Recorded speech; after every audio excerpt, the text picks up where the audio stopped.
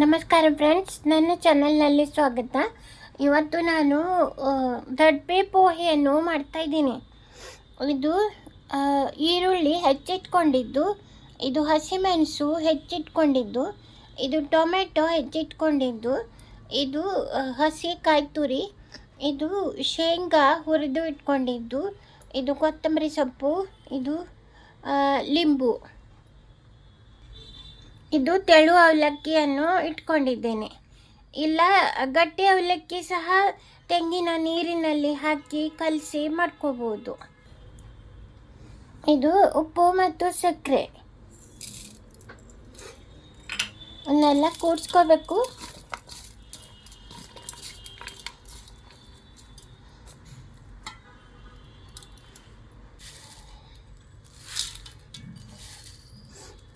ಅವಲಕ್ಕಿ ಎಷ್ಟು ಬೇಕಷ್ಟು ಹಾಕ್ಕೋಬೇಕು. ಬೇಕಿದ್ದರೆ ಸ್ವಲ್ಪ ಸಿಹಿಯಾಳ ನೀರು ಅಥವಾ ತೆಂಗಿನ ನೀರು ಹಾಕ್ಕೋಬೋದು.